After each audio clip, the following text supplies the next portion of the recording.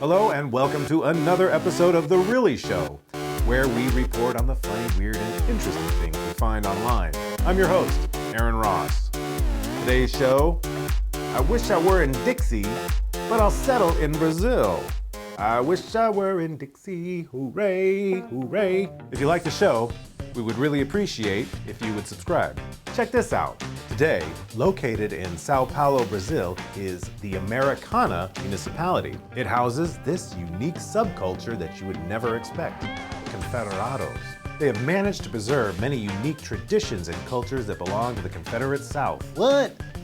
I bet many are unaware that before the Civil War, Brazilian Emperor Dom Pedro II sent emissaries to Alabama, Georgia, South Carolina, Texas, and Louisiana to recruit experienced cotton farmers to come to Brazil. And at the end of the Civil War, 10,000 Confederate refugees did just that.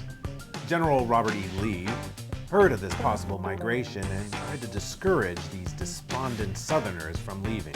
But Dom Pedro's offer of tax breaks, grants, and Brazilian forest land was too great to pass up. I'm talking about. So they were able to start over and create a community with a core of Southern values. And interestingly enough, slavery was still a part of Brazilian culture at that time.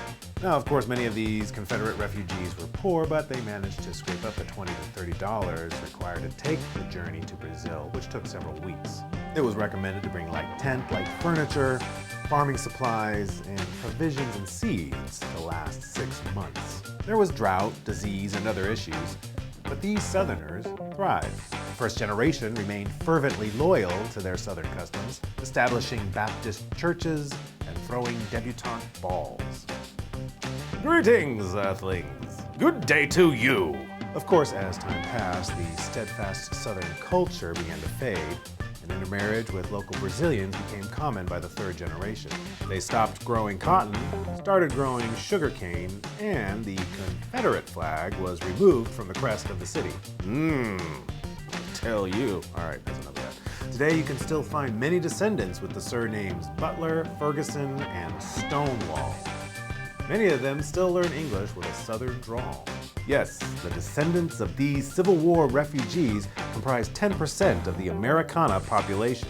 The over 100,000 descendants continue to celebrate their Southern heritage with an annual festival and memorial services. The Fiesta Confederada is a celebration that includes parades of people in period-appropriate attire and Confederate uniforms.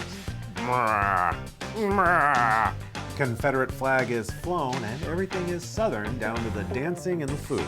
The fraternity of American descendants gather to honor their ancestry and state that this is in no way an affirmation on the dark history of slavery. Let me ask, do you think it's wrong that these Southern descendants celebrate a culture that used to enslave other human beings? Please feel free to write your thoughts on this question in the comments area. So that's our show for today. Thanks again for watching. We'll see you next time.